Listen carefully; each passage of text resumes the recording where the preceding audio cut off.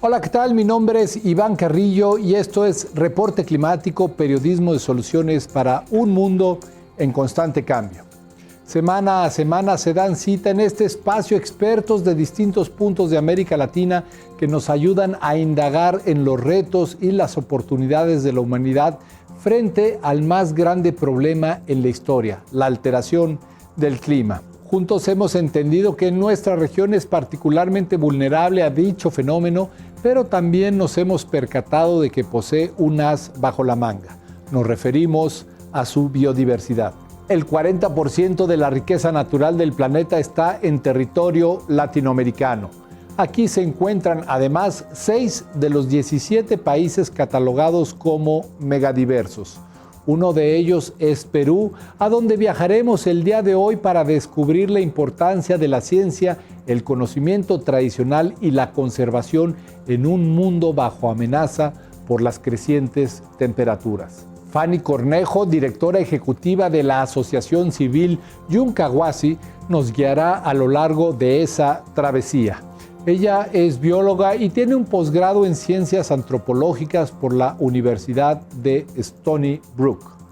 Cuenta con más de 16 años de experiencia en investigación y cuidado de la biodiversidad, especializándose en la fauna de los Andes tropicales y en la protección de primates del Perú. Acompáñenme a conocerla después de echar un vistazo a las noticias climáticas alrededor del globo. En el sudoeste de Bangladesh, muchas personas dependen de los ríos para subsistir. Ahí capturan peces y cultivan crustáceos. Pero en los últimos años, el aumento del nivel del mar, los ciclones intensos y las inundaciones catastróficas han transformado la región, provocando que el agua salada irrumpa en el agua dulce de los afluentes y del subsuelo. La cadena de noticias NBC reportó que esto no solo ha devastado el sustento de los habitantes, sino que ha golpeado su salud física, especialmente de las mujeres. Al pescar, el agua salada les llega hasta la cintura, lo cual las expone a infecciones del tracto reproductivo y puede alterar su ciclo menstrual. También las hace más susceptibles a enfermedades de la piel, diarrea y brotes de cólera. Asimismo, médicos advierten que el exceso de sal en el agua de consumo humano está relacionado con un mayor riesgo de hipertensión y preeclampsia durante el embarazo. El caso de Bangladesh demuestra que el cambio climático amenaza los derechos reproductivos de quienes menos han contribuido al problema.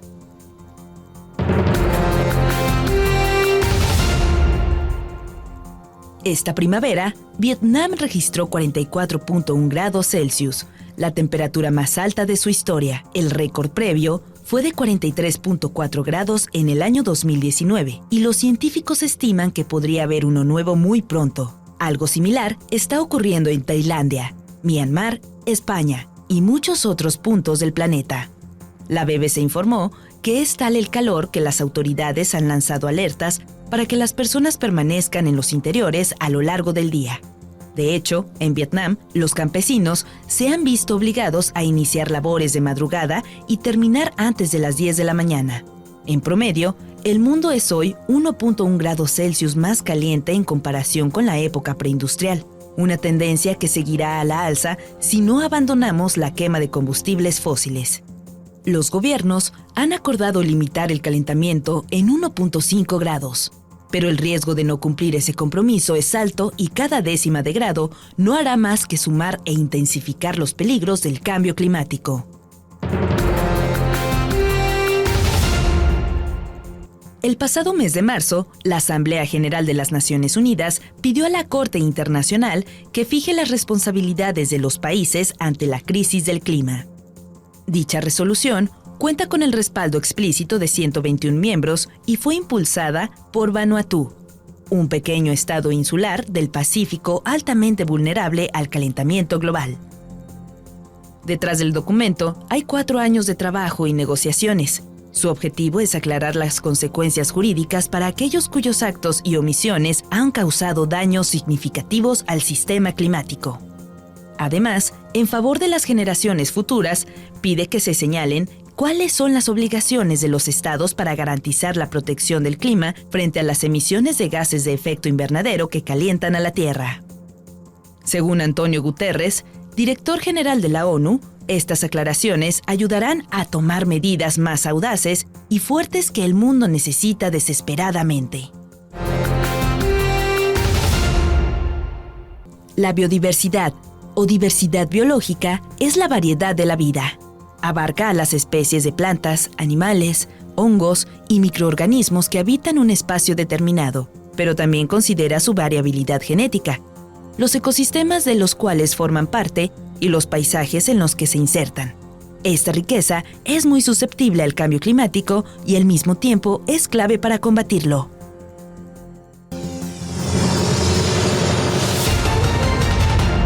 América Latina es considerada la región más biodiversa de la Tierra, sobre todo su zona sur, que resulta particularmente rica en naturaleza. La biodiversidad de Sudamérica es bastante especial, bastante única.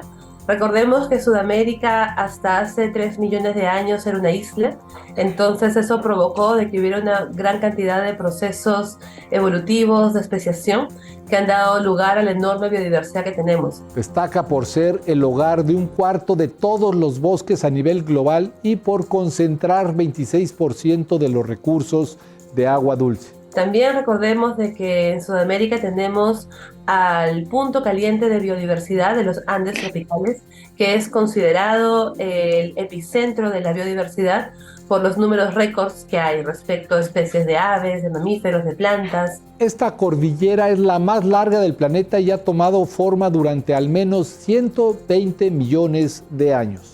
Y además tenemos a la Amazonía, ¿no? El pulmón de la humanidad, el río más grande, más caudaloso del mundo, el río Amazonas, que con la gran cantidad de sedimentos que va acumulando, pues provoca esta enorme diversidad de manto verde con diferentes especies de animales y plantas que ocurren ahí. Se trata del mayor bosque tropical que por sí solo alberga 10% de la biodiversidad mundial. Entonces tenemos una biodiversidad bastante única, bastante particular y es bastante importante además pensar que esto va acompañado también de una gran diversidad cultural. Respecto a la variedad de pueblos originarios, los censos son limitados en Sudamérica, pero datos de Naciones Unidas sugieren que Brasil ocupa el primer lugar con 305 grupos distintos. Le siguen Colombia con 102 y Perú con 85. Por ende, hay una interfase muy interesante de humanos con naturaleza con los que se debe poder trabajar para poder lograr una conservación a largo plazo. En nuestra ignorancia, a menudo damos por sentado los servicios ecosistémicos que nos provee la naturaleza y quienes cuidan de ella. Por supuesto, y uno de los temas a tener mucho en consideración es la falta de conocimiento. Si es que lo ponemos así muy en blanco y negro, yo diría que la principal amenaza es la falta de conocimiento. ¿Y por qué?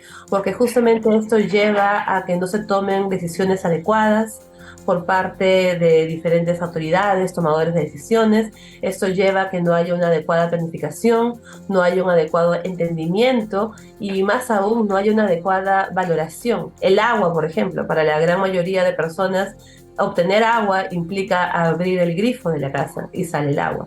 Cuando pensamos en lo que pagamos por esa agua, usualmente se paga porque el servicio llega a nuestra casa, pero no estamos valorizando lo que cuesta realmente a la naturaleza producir esa agua, lo que ese ambiente natural donde esa agua se produce, de qué manera debe ser protegido, manejado. Todos esos valores adicionales son cosas que no entran dentro de nuestro conocimiento general y por ende no asignamos los valores necesarios para poder realmente apalancar esfuerzos de conservación que sean sensatos y que sean eficientes. Las consecuencias son muy claras, pues mientras América Latina en general lidera la pérdida de la biodiversidad, su parte sur en específico va a la cabeza en la desaparición de bosques primarios.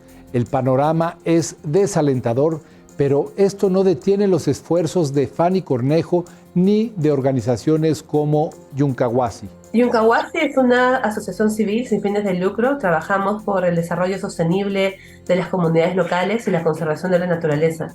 Durante los 16 años que venimos trabajando en esa temática en el Perú, algo que es bastante evidente es de que hay mucha voluntad de poder realizar esfuerzos de conservación, principalmente por parte de actores locales, Sin embargo, una muy grande limitante suele ser la disposición de recursos, la planificación adecuada. Se requiere de un trabajo intersectorial enfocado en una conservación para las personas. Tenemos números récords: segundo puesto en aves, quinto puesto en primates, primer puesto en mariposas, entre otras estadísticas.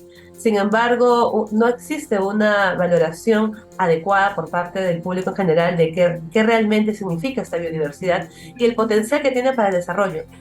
Nosotros como institución, y yo particularmente, creo firmemente en que se puede tener una complementariedad satisfactoria respecto a desarrollo y conservación. Y es más, es algo que es crítico cuando pensamos en bienestar humano y en derechos humanos. Sin embargo, es bastante complejo si es que eso no viene adecuado con un trabajo intersectorial.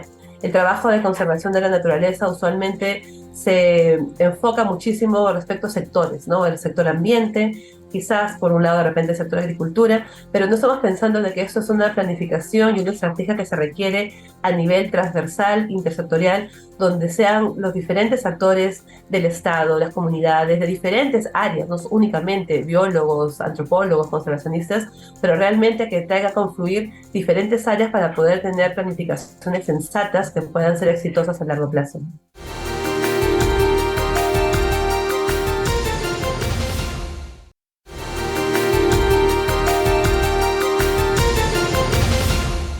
Proteger la biodiversidad nos conviene a todos, incluso en términos económicos.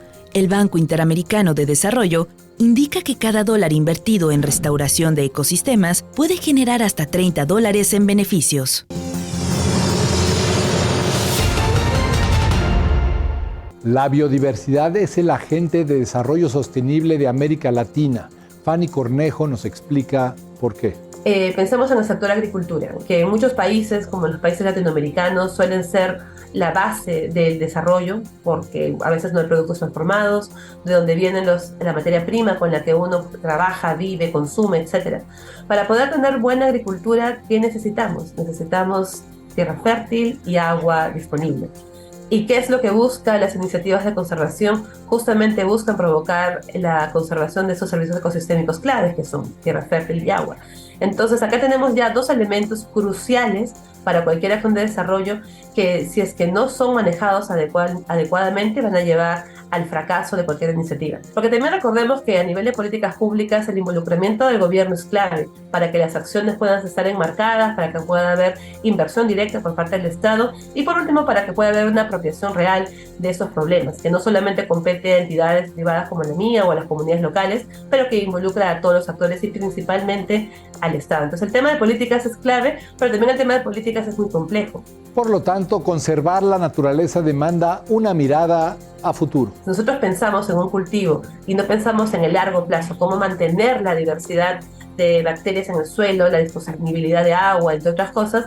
A futuro eso no va a ser sostenible y es básicamente dispararnos al pie si no estamos pensando a largo plazo. Pero también, como sabemos, por las diferentes realidades sociopolíticas que tenemos en Latinoamérica, muchas veces no tenemos el espacio para pensar a largo plazo, porque estamos pensando justamente qué va a pasar mañana, qué vamos a comer mañana, cómo vamos a mandar a nuestros hijos a la escuela el próximo mes. ¿Existe la alternativa de asignar los valores adecuados a la biodiversidad y empatarlos con opciones de desarrollo para las comunidades? Si lo vemos desde un punto de vista respecto a equidad, el llamado a la conservación de la naturaleza muchas veces va asociado a que sean los pueblos indígenas, originarios, las comunidades locales, quienes asuman esa responsabilidad. Pero también esto va a llevar que si no hay adecuada planificación, que haya una disminución de oportunidades de desarrollo económico. Entonces, tampoco es una situación justa en la cual se solicita que estos pueblos puedan asumir compromisos de conservación, pero no se da de la mano alternativas de desarrollo que puedan ser complementarias o que tengan sentido con esas iniciativas de conservación. Entonces aquí es una interfase bien interesante donde realmente la solución no es una píldora mágica. Sabemos la fórmula para poder llegar a esa solución, pero acaba mucho el tema de voluntades, de intersectorialidad, de planificación a largo plazo. Entonces requiere voluntades masivas y es por eso también que es muy importante que traigamos al público en general a interesarse en esta temática que realmente es crucial para la supervivencia que tenemos como especie. Tales acciones son urgentes dado el contexto de cambio climático que vivimos todos. Los efectos del cambio climático son evidentes en el día a día, ¿no? Tenemos estos grandes cambios en los regímenes de lluvias, tenemos climas extremos que generan que se pierdan cultivos, escasez de agua, el calor abrumador, entre otras cosas. Entonces, lamentablemente eso está exacerbando también las inequidades a nivel global, en particular en zonas que ya de por sí serán muy vulnerables a tener esas situaciones y que además tienen gran cantidad de población que de por sí también se encuentra en estado vulnerable. Biodiversidad y cambio climático son dos temas que se cruzan constantemente, así que es imposible abordarlos por separado. Justamente tengo muchos sentimientos encontrados respecto a este punto en particular, porque por ejemplo cuando vemos las conferencias de las partes que se organizan, tenemos la conferencia de cambio climático y tenemos la conferencia de biodiversidad, como si fueran temáticas que no son complementarias cuando en realidad lo son. Cuando estamos pensando de conservación de la biodiversidad, si esa biodiversidad no se mantiene y no permite de que exista un ecosistema en equilibrio, pues vamos a tener por ende una menor resiliencia en los efectos de cambios climáticos. Sin embargo, Fanny Cornejo se mantiene optimista y considera que aún estamos a tiempo de frenar ambas crisis.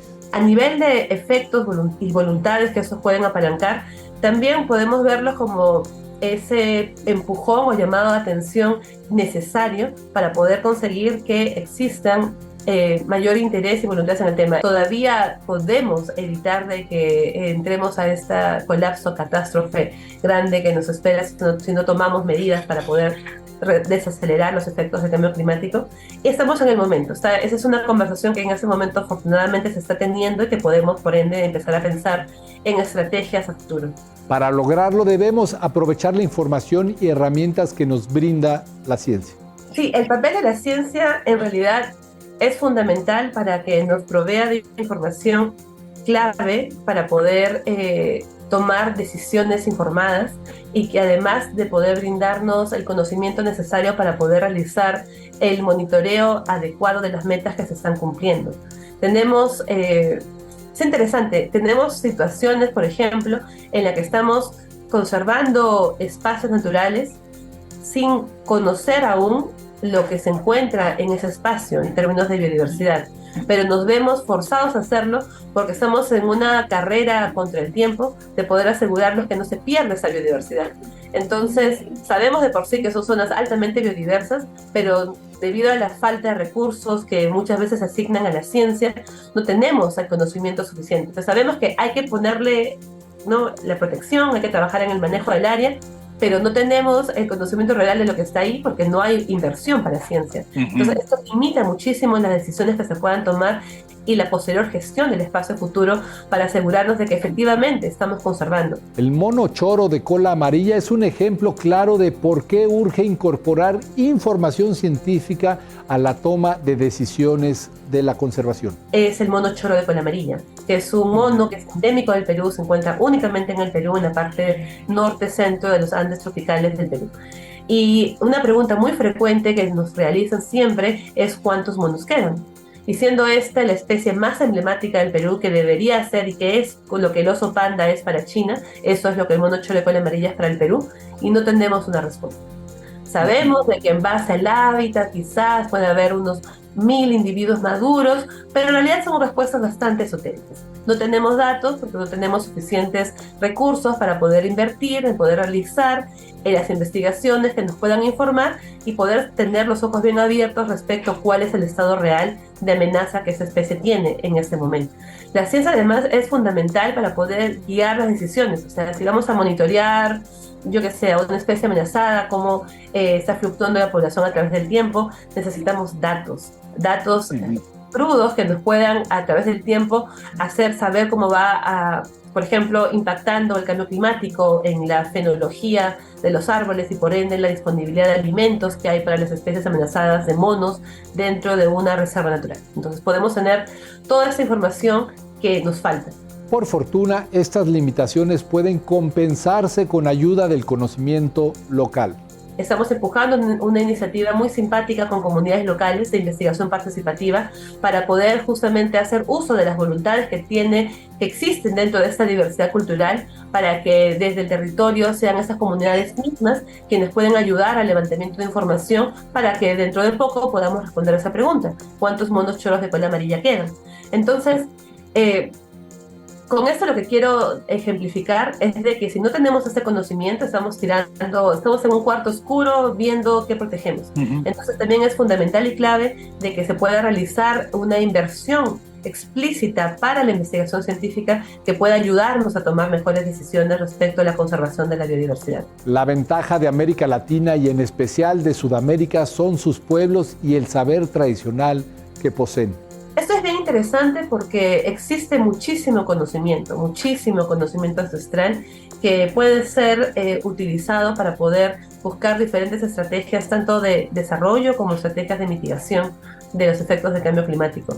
Y aquí es interesante porque el bagaje cultural que tenemos nosotros como región permite también esa enorme diversidad cultural que al mismo tiempo nos puede otorgar resiliencia, al tener una gran diversidad de estrategias y de formas de ver puntos de vista diferentes, que es bastante interesante, bastante rico. Pero esto no significa que los demás podamos permanecer de brazos cruzados.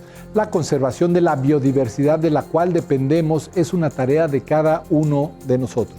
En muchos casos a veces prevalente esta romantización, ¿no?, de que los pueblos indígenas, debido a la quizás cercana o probada cercana relación ancestral que puedan tener con la naturaleza, les corresponde por ende ser quienes se hagan cargo de tomar las iniciativas de conservación de la misma.